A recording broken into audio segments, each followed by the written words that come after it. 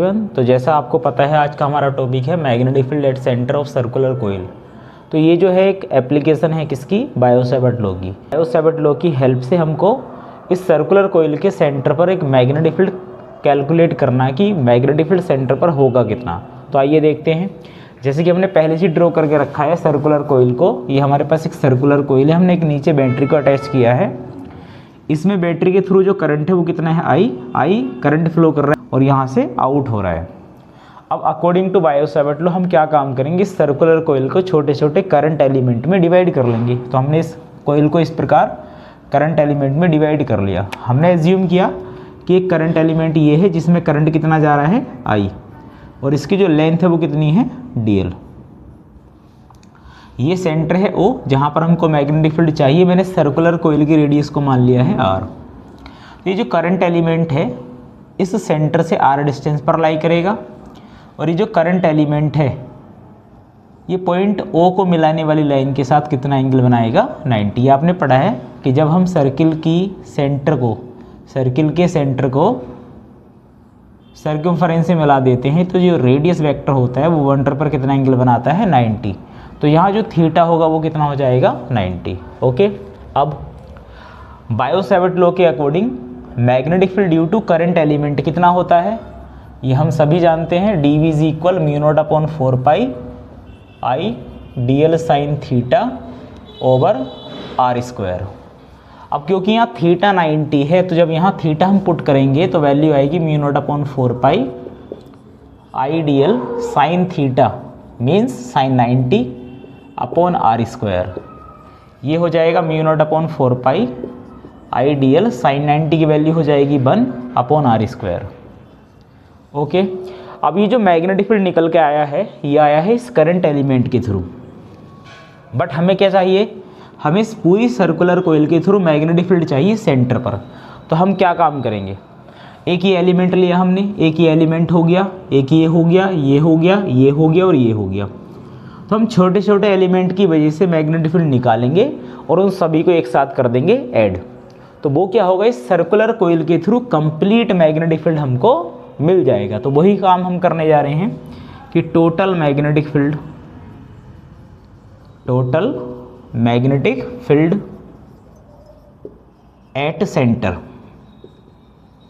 वो क्या होगा बेटा, या तो सभी का सम कर दो, समेशन, या सभी को कर दो इंटीग्रेट।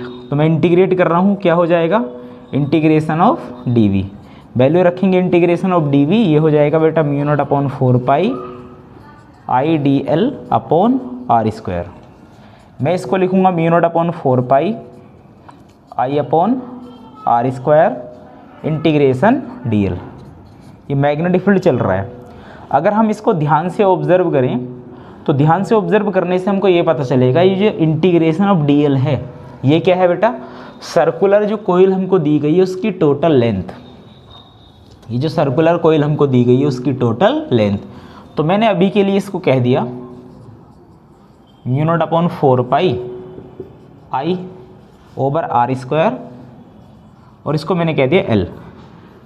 तो L को आपको ध्यान रखना, L क्या है, total length of the circular coil. तो अभी के लिए जो total length of the circular coil होगी वो हो जाएगी 2πr। क्या हो जाएगी बेटा, 2πr। चलो तो इसको यहाँ रखेंगे तो कितना बनेगा, μ0/4 pi I upon r square into 2πr।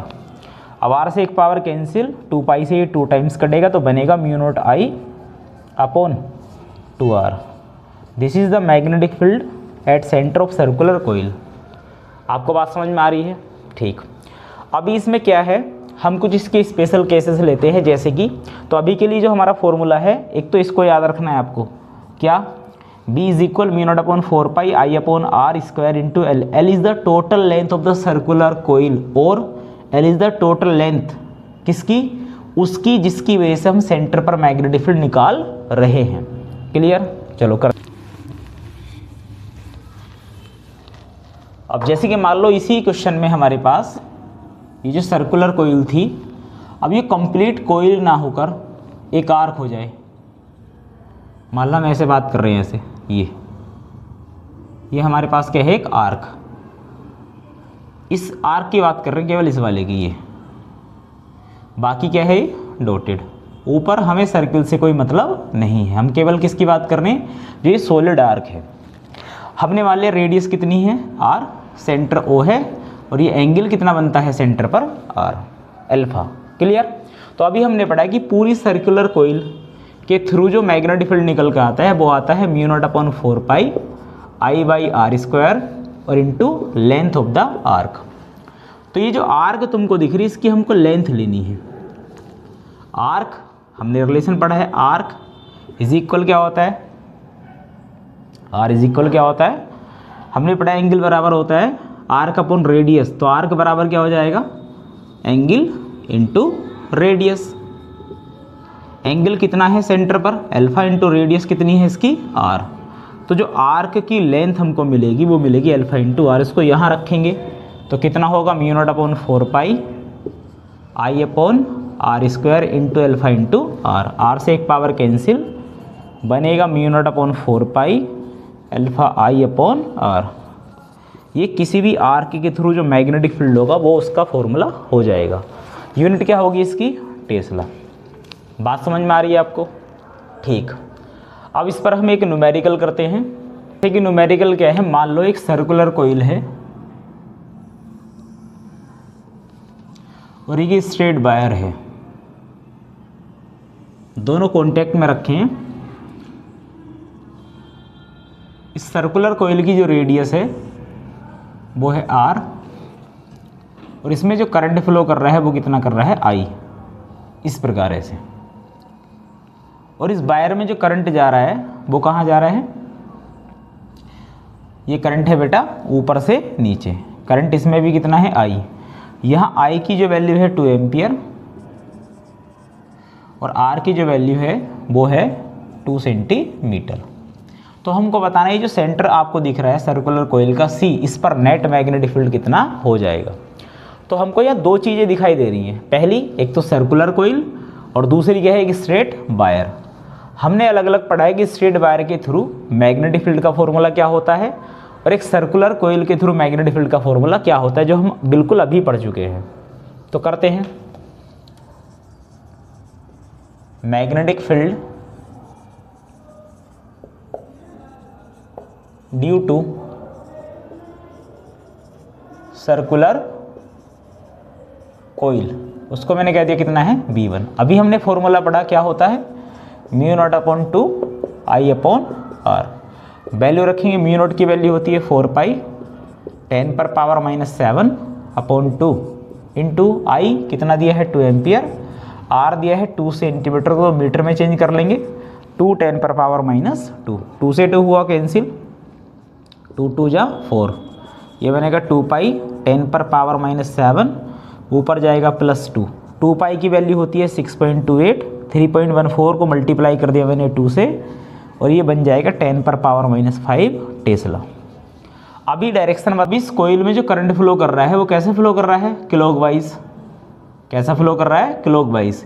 तो जब सर्कुलर कोइल में करंट क्लॉकवाइज होता है तो सेंटर पर जो मैग्नेटिक फील्ड होता है वो कैसा होता है, inward, according to right hand thumb rule. Finger को कर्ल करेंगे करंट की डायरेक्शन में, थंब कहाँ जाएगा, into the page.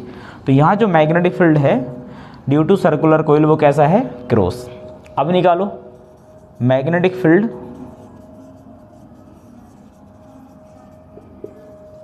Due to long wire, वो हो जाएगा B2। फॉर्मूला होता है mu naught upon 2 pi I upon R. रखो value, mu naught upon 2 pi की वैल्यू होती है 2 10 पर पावर -7, आई की वैल्यू 2 एम्पियर दिया है, आर इस वायर से सेंटर की डिस्टेंस 2 सेंटीमीटर, तो 2 10 पर पावर -7, 2 से 2 हुआ कैंसिल, 2 10 पर पावर -2। क्लियर। अभी हो जाएगा 2 B2, 2 10 पर पावर -7 और ऊपर आ गया होगा +2 तो बन जाएगा -5 Tesla. Direction of magnetic field, अगर हम ध्यान से देखो इस वायर में जो करंट फ्लो कर रहा है वो कहाँ कर रहा है, डाउनवर्ड डायरेक्शन में। फिंगर कहाँ ओपन करेंगे, टुवर्ड्स पॉइंट। तो हमारी जो पाम है वो कहाँ जा रही है, इनवर्ड। तो यहाँ जो मैग्नेटिक फील्ड होगा वो भी कैसा हो जाएगा बेटा, इनवर्ड। तो ये भी क्रॉस। अब दोनों मैग्नेटिक फील्ड की डायरेक्शन अगर सेम डायरेक्शन है तो दोनों को कर देंगे ऐड, और दोनों मैग्नेटिक फील्ड की डायरेक्शन एक दूसरे के अपोजिट है तो हम करेंगे लार्जर में से स्मॉलर को माइनस, नेट मैग्नेटिक फील्ड निकालने के लिए। तो फिलहाल अभी जो मैग्नेटिक फील्ड है दोनों सेम डायरेक्शन में है तो हम उनको कर रहे हैं क्या, ऐड। वेक्टर सम करते हैं, आज सभी को पता है। तो b1 कितना है 6.28 10⁻⁻5 प्लस 2 10⁻⁻5, 10⁻⁻5 कॉमन आ जाएगा, 6.28 को ऐड करेंगे 2 में तो बनेगा 8.28 10⁻⁻5 टेस्ला। और इस नेट मैग्नेटिक फील्ड की जो डायरेक्शन होगी वो भी क्या हो जाएगी बेटा, क्रॉस।